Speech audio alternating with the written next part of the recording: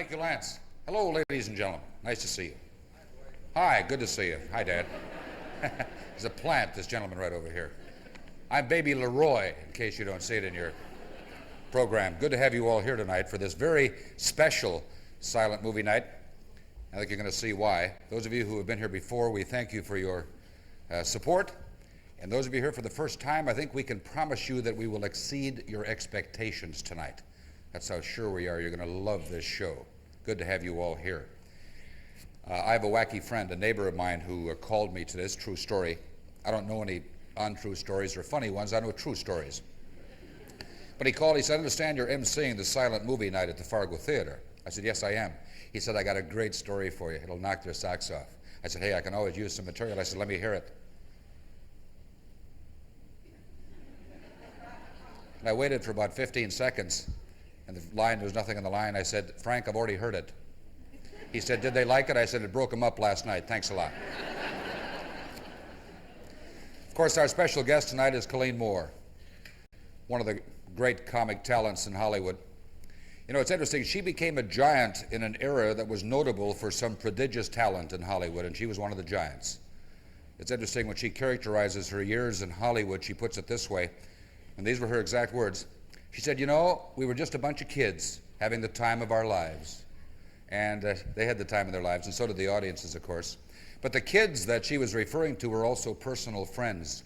These kids, Theda Bara, Spencer Tracy, Gary Cooper, Joan Bennett, Harold Lloyd, Mervyn LeRoy. Those were the kids that she talked about. One of the lines I liked best was written by a movie historian named Jack Spears. And he had written about Colleen's Hollywood career. And he used a phrase. He said, Colleen Moore made the 20s more piquant than they otherwise would have been. So I ran to the dictionary because I thought I knew what the word meant, but he meant piquant, like in pungent and sharp, racy, attractive, and intelligent. And I think it fits her very well. Also tonight you will enjoy the talents of one of my favorite ladies, the incomparable Hildegarde. Yeah.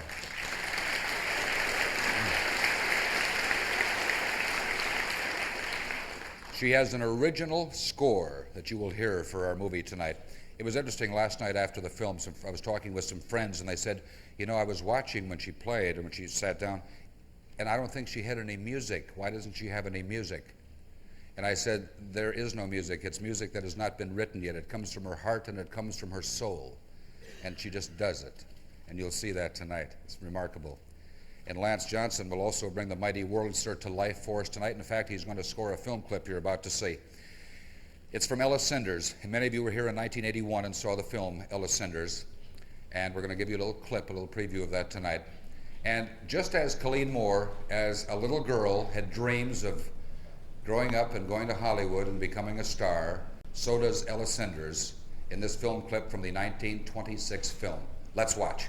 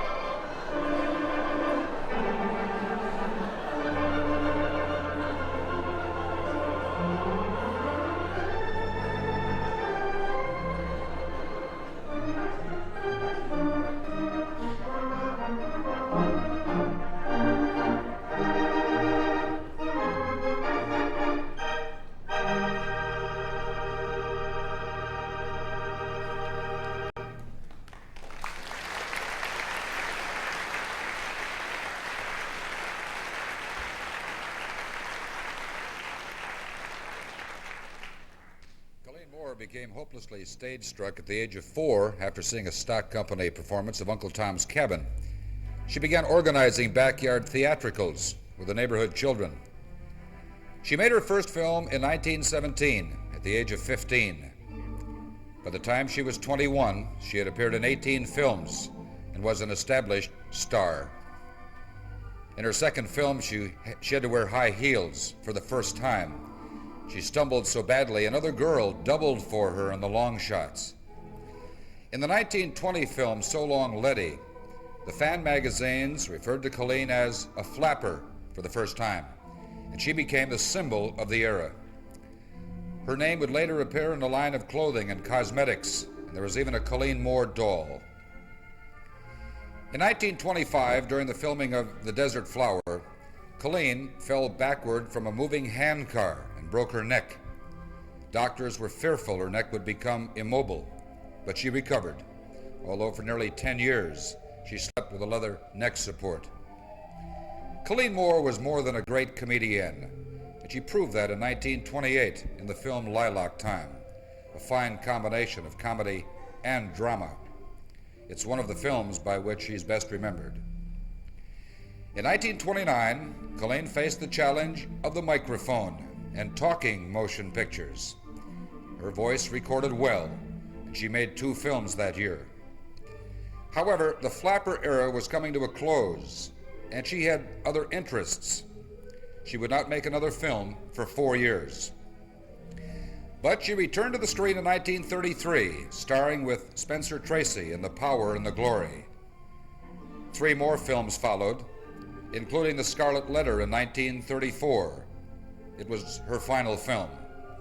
The mediocre quality of the film made Miss Moore resolve to leave movies for good. She had appeared in 60 films in 17 years. Miss Moore said, "I simply went on to other interests. There are no regrets." The other interests included authoring an autobiography and a book on investments titled How Women Can Make Money in the Stock Market. She also continued work on the Colleen Moore Dollhouse, a $500,000 marvel in miniature that she continues to work on to this day. Longtime friend, director Mervyn LeRoy, probably characterized Miss Moore best when he said, "I have never known a more genuine person than Colleen Moore. Although surrounded by adulation, she was completely without pretense.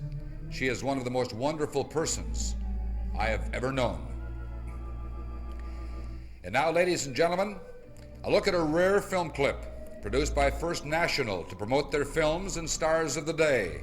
We'll have a chance to meet Colleen and some of her friends.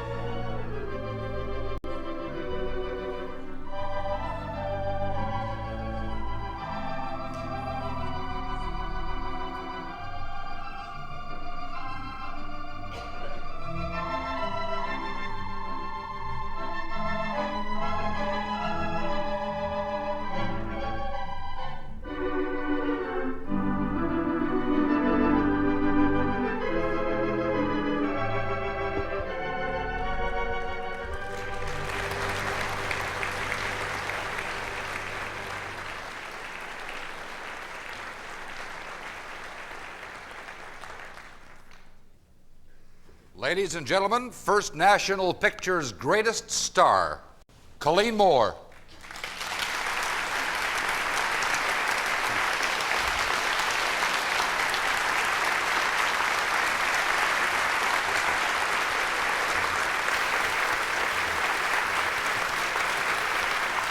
I gotcha.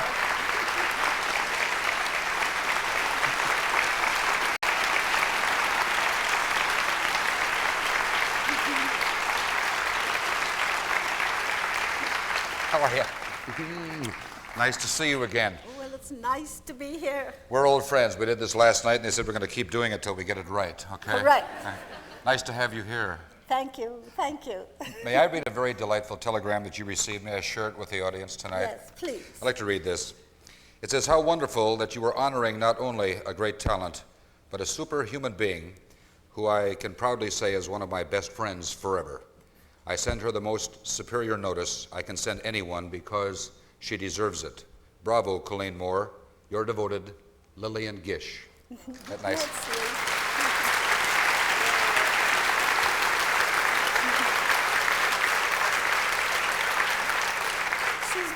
She's one of my dearest friends, and I think she's the greatest actress in the world. And you'd love her. Oh, you have. You've had her. She's been here. We have loved her in person on this very stage. Mm-hmm. Oh, well, you have to. You couldn't help it. I know the people are very curious to find out something about you. They're very curious about stars. Could you and I sneak back here and have a little chat and let them listen in? And let's talk about our neighbors, too. My neighbors. We'll talk about your neighbors. Okay, Yes. let's do it. There you are.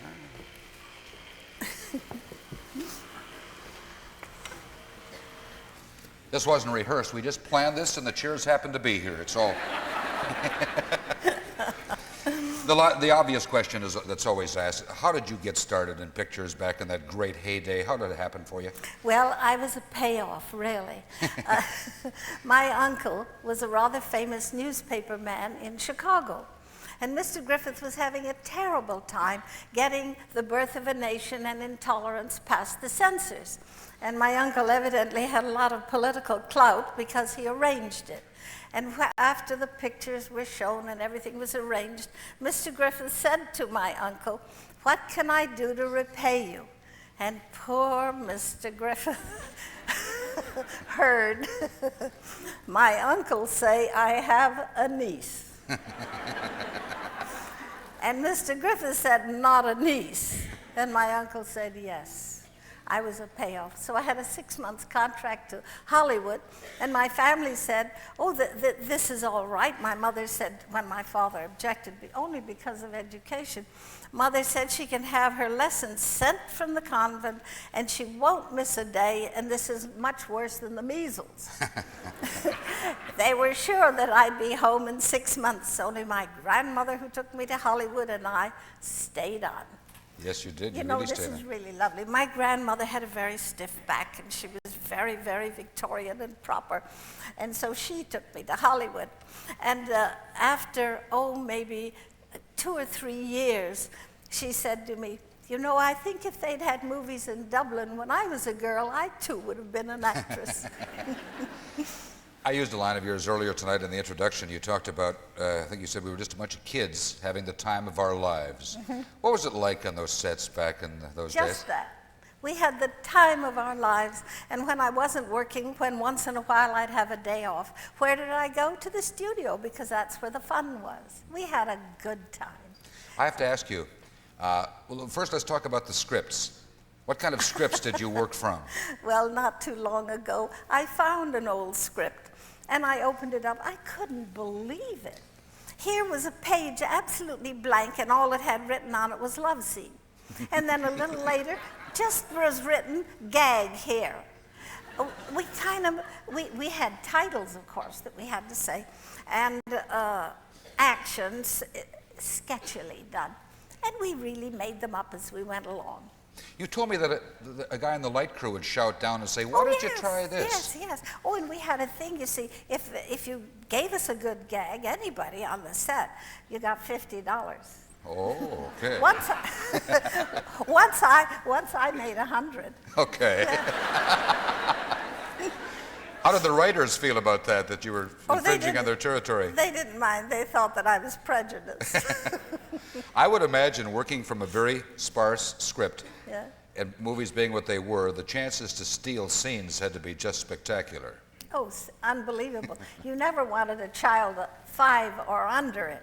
They stole every scene. And or animals? a dog. Or a dog. Oh, a dog was fatal. Tell me, what technique did you use to steal a scene? Did you have many? Oh, I had several. Oh, many.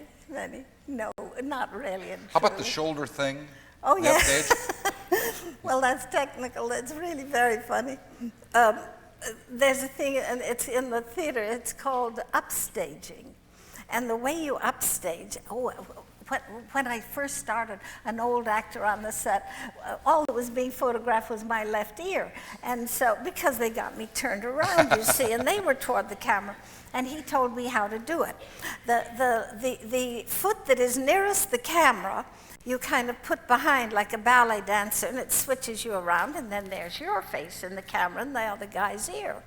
So, so this was years later, and I had perfected it, as had every other actor. And I was in a scene, it was three of us, a 3-shot with Milton Sills, Conway Turrell, and I was the third. And they chalk your feet, you see, for the focus, so that you won't get out of focus. And our feet were chalked, and we were ready to do the scene when I noticed Milton Sills got out of his footsteps and moved back, and my ear was coming around. And so I jumped back. And then Conway Turrell jumped back, and we were all out of focus. So we had to go back and do it over again. And before long, we were all out of focus again. So the directors got a big board, and they put it behind, you see, behind our feet, so we were stationary. And so I noticed Conway Turrell jumped over the board. Milton Sills jumped over. Well, I wasn't going to be left behind. I was the star, so I jumped over so my ears wouldn't be out there. So then the way they solved the question was, solved the scene, they did it in 3 individual close-ups. I mentioned in the slide presentation that you fell off a handcar making The Desert Flower, Yes, suffered a I broken did. neck. Yes, I did. The audience might be curious to know, did you do basically your own stunts? I know you had a double for the high heels. That must have been funny. Yes, Was that really the first time you'd ever been in high heels? Well, yes, I was just a little girl. You were 15. Yeah, well, almost 16. Did you walk like Leon Errol, or how did you walk in those I just high? walked clump down. They had to cut off all the long shots. And then the director said to me, now go and practice walking around the block in the heels so you get used to them. Well, of course, there was a good reason in those days why they had to, people wonder why they used such very young girls. Well, the close-ups, well, you know how big a close-up. Only the youngest and finest skin could stand a close-up. So by 20, your career was over. You were an old hag. and then came those marvelous, well, first of all, Mr. Griffith did it with Broken Blossoms. He put black mullein over the camera, and it did little break-up things, and it just looked wonderful. And out of that came the diffusing lenses, which Eastman made. And, there were round ones and different kinds, and blonde ones and red ones. Made you look pretty good. Pretty good. You could be 20 years old and look 8. Well, hey.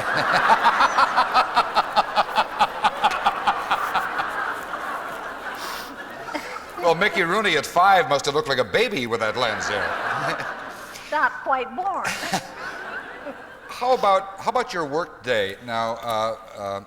Maybe work day. How long did it take to make one of your films? Let's talk about that a little bit. It was interesting. I think you're covering your mic there. There you go. Oh, okay. There.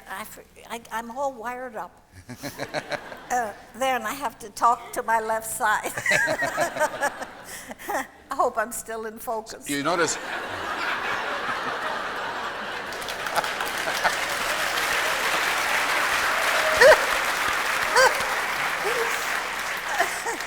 You'll notice in this scene they're getting my ear here. You've done a good job on me. I have. Let's talk about the workday. Well, we began before dawn practically. I would get up. I worked terribly hard. I loved it though, every minute. I'd get up and about 6 o'clock, and in pajamas and a coat, I'd get in my car and be driven to the studio where I had a little bungalow, a darling little house. And there I would have breakfast, have a bath, get dressed for the scene. The hairdresser would come in to be sure that every hair was cut correctly. And the press agent would come in and tell you what from his department you had to do for the day. And by 9 o'clock, I was on the set. I'm always on time. And the day began. And as it unfolded, it was more fun. But we didn't finish till about, 5:30, 6 o'clock. No unions. And so then we would go over and look at the rushes, what we'd done the day before. If it wasn't right, then we'd have to do it over the next day. And then as the picture progressed, it was being cut. And then we'd have to look at that, put it together, see if we needed a little bit here and a little bit there. And I usually got home about 7:30 or 8 o'clock and was so tired and always had a tray and dinner in bed and went to sleep. But I was young and I could stand it. How many weeks would it take to, say, make a... When I hear of these pictures taking 2 and 3 years, I can't believe it. Well, of course, our pictures were different. They weren't spectacles. It took us about 6 to 8 weeks to make a picture. How much would it cost in those days? Around $350,000 minus my salary. So about $100,000 then. Just kidding.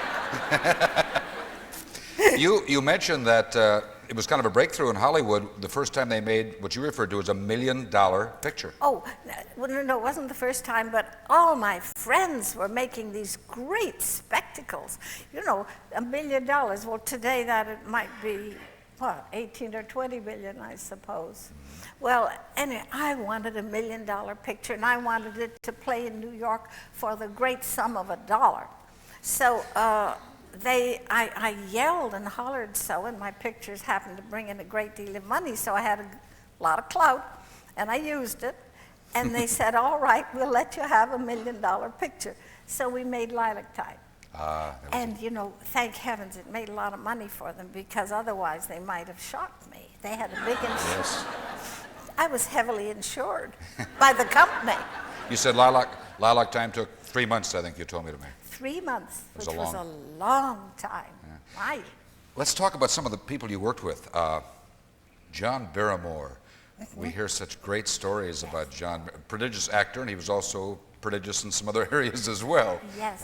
What was he like to work with? Well, he was very kind. Here he was, the greatest actor considered, and I think he was, the greatest actor on the New York stage. And here I was a young, struggling young actress, and here I played opposite him. And I just trembled at the thought of playing with John Barrymore, and the first scene I had to do was a love scene. Oh, I suffered. How did he... I'll do my take. Yeah, he said, my dear, or my darling, or something like that, and I was supposed to run in his arms, and I tell you, I tripped. I could hardly move. What did he say to you? Do you remember the first? Did he try and put you at ease at all? Oh, immediately at ease. And he was, well, let me tell you how dear he was to me. He and Ethel and Lionel were going to appear in a New York play written by Barrymore's wife. And he offered me the part of a little blind girl. Well, I thought that was marvelous. I wanted to be on the stage, too. So I was under contract to Marshall Nealon, but he wouldn't let me go. Oh, that's too bad. Yes, that would have been. Did you ever do any stage work? Not too bad. The play only lasted 2 weeks. That was good. That was good. That was good. Let's talk about some other people. Spencer Tracy, you made The Power and the Glory, which you told me is one of your favorites. Yes, well, you know, every comedian likes a drama. Yes. Yes, I have to. What was Spencer Tracy like, the very young Spencer Tracy? Well, beautiful to work with, marvelous. I think a very great actor. I want to ask you about Tom Mix, and before I do, But you know... do you know who my favorite actor is today? That was my next question. You want to... No, I'm just kidding. I'm just kidding. Oh. Dustin Hoffman. Oh, I think he's wonderful. I think he's the best thing we've ever produced. From one picture to the next, you don't recognize him. That's great. You made a couple of westerns early on with Tom Mix, and I wanted to say that I don't know what year it was when this was a vaudeville theater. Tom Mix and his famous horse Tony. Well, I think Tom Mix is where you were and Tony was where I am now. That's still the same. There's got to be a straight line there someplace. I can't think of it. But Tom Mix and Tony were on this stage. You made a couple of westerns with him. Mm-hmm. Oh, it was marvelous. I learned, the cowboys taught me to ride. Oh, I must tell you, when I was sent out for the job, you see, to get, hoping to get this job as Tom Mix's leading lady. This was something big for a little actress just starting. And so they said to me, "Can you ride?" I said, "Of course I can ride." I couldn't. I'd only been on a pony when I was this big. So I got on the horse, and off it went, and I landed up on the top of a mountain between the horse's ears. Luckily, there was a cowboy up there to take me off, and he said, "You don't know how to ride, do you?" And I said, "No, but I wanted the job so badly. I wanted to play with Tom Mix." And he said, "We'll teach you to ride." And the cowboys taught me to ride. We have to talk about your dollhouse, which is now, I believe, on display at the Chicago Museum in Chicago. Yes. Built at the cost of about $435,000. It is completely done in miniature and is, I guess, running water and electricity. Tell us about the Colleen Moore dollhouse. Yes, and 435, dear, was in old dollars. Yeah, good bucks. Well, I've always had a dollhouse. The first one, I was 2 years old, and my parents made me one out of cigar boxes. And after I had a daughter, I realized they didn't make it for me, they made it for themselves. Yes, it's true. So the years went by, and I had many doll houses, and my father, who loved miniatures, as did I, we went to Honolulu, and on the way over, my father said, "Let's build a dollhouse." I said, "But I have a lovely Italian villa that you built me." "Oh, no," he said, "let's get artists, an architect, and let's build a fairy castle." Well, I had a collection I'd been collecting for a long time of little silver furniture, little gold, precious things, especially after I had my own money. Yes, yeah. It helps. Yes, it does. So we went back to the studio immediately, and the man who did all my sets was carried away with the idea. And he said, "We will make every child's dream of fairyland, this house, but we'll do it from an adult viewpoint." And the adult viewpoint was, what wouldn't people have? Well, people wouldn't have a floor in their drawing room made of rose quartz and jade, and a chandelier made of real gold, about this big. The scale is a 12th. And it hung with, instead of crystal beads, jewelry, diamonds, emeralds. That's why I have no jewelry. You see, nothing. It's all in the dollhouse. All in the dollhouse. And running water and electricity. Running water. And oh, it was such fun. We said the princess likes antique furniture. So she goes out to the antique shops in Fairyland. Then she found King Arthur's round table, Sleeping Beauty's bed, the Three Bears chairs, and so on. And then we put a chapel in. And really one of my most precious things in there was given to me by Claire Booth Luce, who's one of my close and dear friends. Claire was, as you know, our first ambassador, a woman ambassador to an important country, and she was to Italy. And she was a new Catholic and had her first visit with the Pope. And the Pope gave her a little medallion about that big, and in it, a sliver of the alleged true cross. And she said, "I'm going to give that to you to put on the altar in your dollhouse in memory of my daughter who was killed." And this was a very sad thing for her. So I was thrilled to death, but I didn't care for the Pope's taste in the medallion.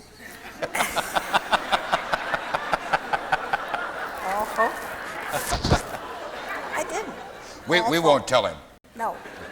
So I had a beautiful monstrance made of gold and with diamonds, and then it says, in memory of Claire Brokaw, and so forth. And then they put the little alleged piece of the true cross there, and it's on the altar in my little dollhouse. How about the piano? There's a miniature piano. Oh, yes, and I have a marvelous library. I have over 100 books. I had them made this big with blank pages, and then the authors come to Hollywood, or your best friend knows them, and I had them write in their own handwriting first parts of their bestsellers, and then signing it. And I have all those little books. And then I have a Bible, a little Bible, but this is real. It was printed from type in the year 1840, and it isn't quite as big as my thumbnail, and it was printed from type, not this photographic process. Tell them the music on the music stand on the piano. Who wrote that? Yeah, George Gershwin wrote one of them. George but Gershwin. I have people of that count. Oh, I'm very snobby about the house. Oh, that's exciting. And it's on display in Chicago. Should people go to visit in Chicago? Yes. Where can they see it? Yeah, and it's free, the Museum of Science and Industry. Okay. But before I finish the dollhouse, I have to tell them about my first treasure. It was a dictionary about that big, again from type, that my father brought me, and it came in a little silver case, and then there was a little glass in the front, a magnifying glass. And I was only about 6 years old, and when he gave it to me, I wore it on a ribbon around my neck, and he said, now, when you grow up and you can read, you'll find in that little book all the words for a happy life. Oh, that's that nice. Was sweet. That is nice. Yes. He was quite a guy. We're going to see another film clip in just a moment or two with It's Lilac Time with you and Gary Cooper. Gary Cooper. Yeah, oh yes, Gary Cooper. Quite a hunk, wasn't he, when he came to Hollywood, you tell me? I tell you, no one ever visited my set until Gary Cooper was playing opposite me, and then every secretary from the front office, every girl in the whole place was on my set. I knew they hadn't come to see me, and I said, this guy's a star. And he was, after the picture. I have to ask you, you told me you liked The Power and the Glory. They also mentioned, was it Lilac Time as a film by which you're probably best remembered? Do you agree with that? Yeah. Okay, it's a goodie. You want to set... I have to tell you a funny story about Lilac Time. Okay. I wanted to make an impression on my granddaughter. And I thought, well, I'll run one of my old pictures. So I thought, what's the best? Well, I'll run Lilac Time. Now techniques have changed. And there's a scene in Lilac Time where Gary Cooper's going off to war, and then a great close-up of me comes with the tears streaming down my cheeks. And I thought, well, the old girl isn't too bad. When she piped up and said, Grandma, you're almost as good as Phyllis Diller.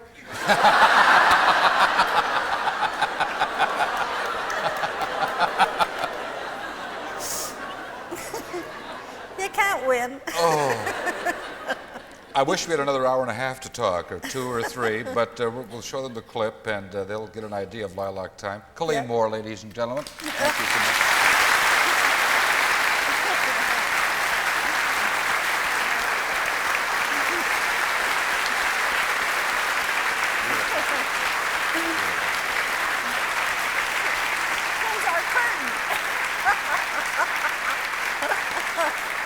Magic.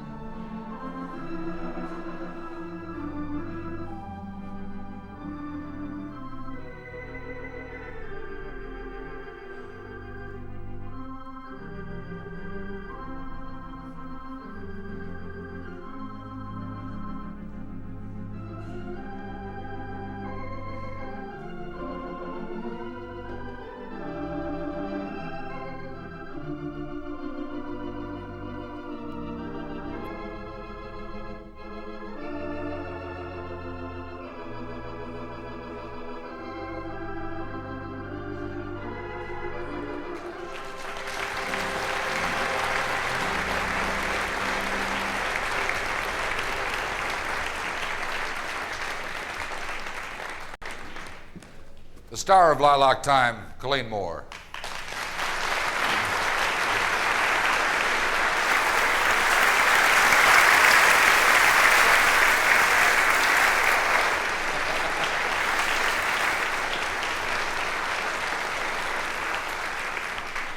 Well, are we meeting your expectations? Have you enjoyed the show so far? Thank you.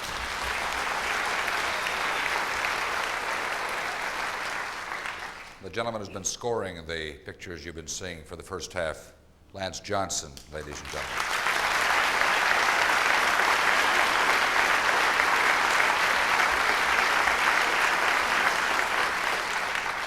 An old pal of mine from WDAY Party Line days who played the piano so beautifully for you as you were coming in tonight, Pat Kelly. We have a hand for Pat.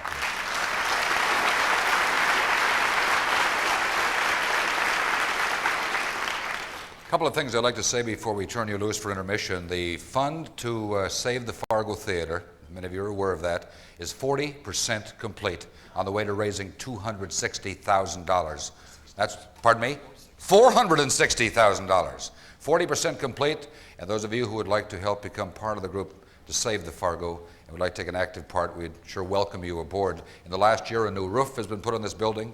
They put in a new boiler so we don't freeze and we see silent movie nights in the wintertime. And you see the plans they have to redo the lobby. So that's our theater, and let's do all we can to save it. It's intermission time. Oh, before we, there are some friends here from St. Paul, the Automatic Musical Instrument Club. 18 people came all the way from Minneapolis, St. Paul, just to be here tonight, and they're seated somewhere. Let's give them a nice welcome to Fargo. Nice to have you here. Intermission, we'll see you in about 10 minutes. We'll see you in 10 minutes.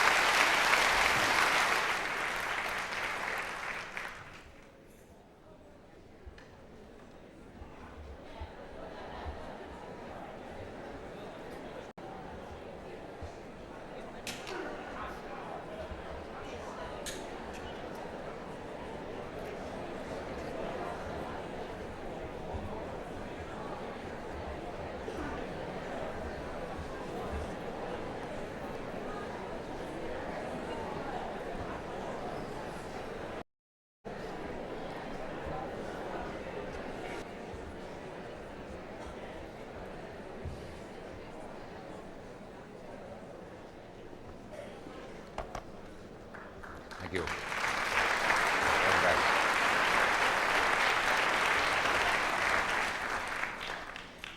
This night is so special. You can always cut the nostalgia in here with a knife. Isn't it something? It's just hanging in the air in this wonderful old theater. Not only are we going to see it's a classic film, but I think it's a classic moment for us because the star of the film is here to tell us something about it and to kind of introduce it. Let's welcome her back, ladies and gentlemen. Colleen Moore.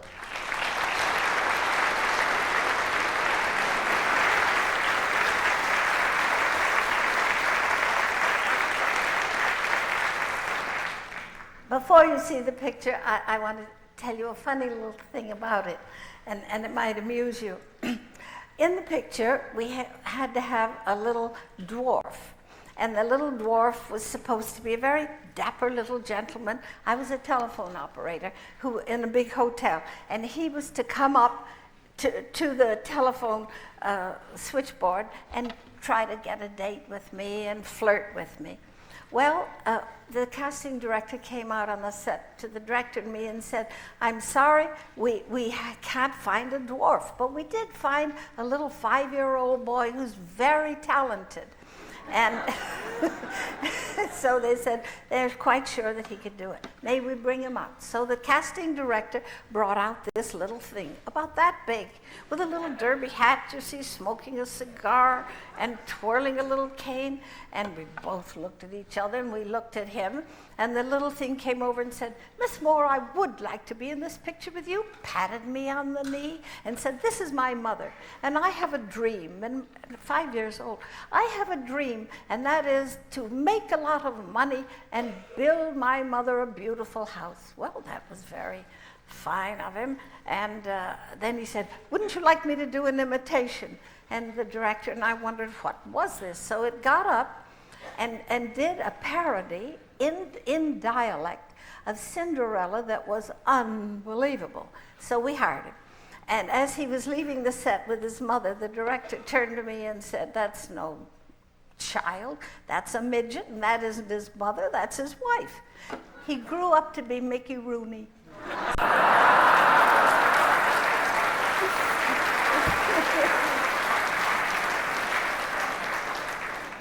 And now it is my pleasure to introduce to you the darling of all darlings.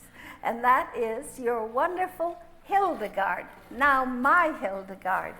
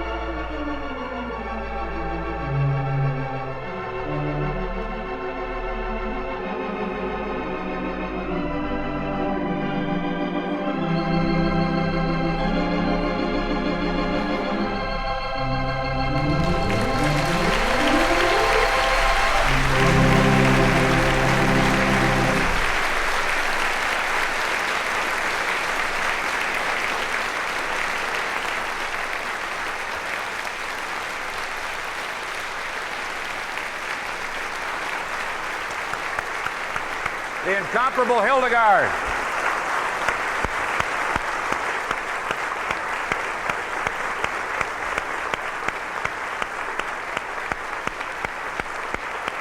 Bravo.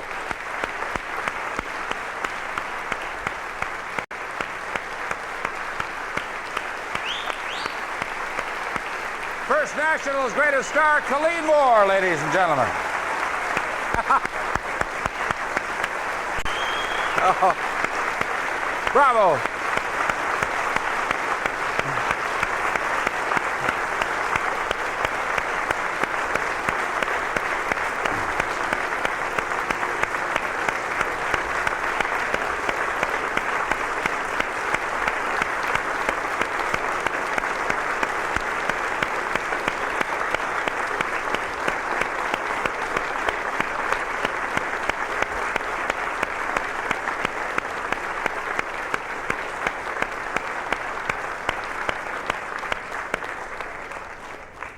Ooh, what a night.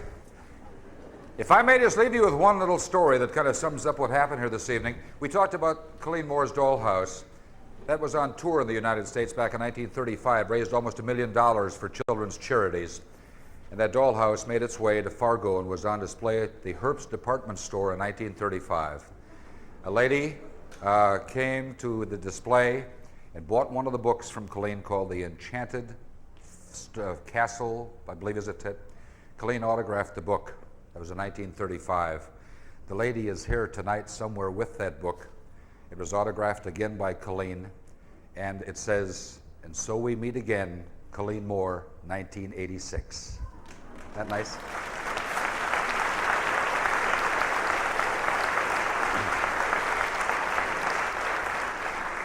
And I guess that sums up what a special night this was for that lady and for all of us, as a matter of fact, here at our Fargo Theatre.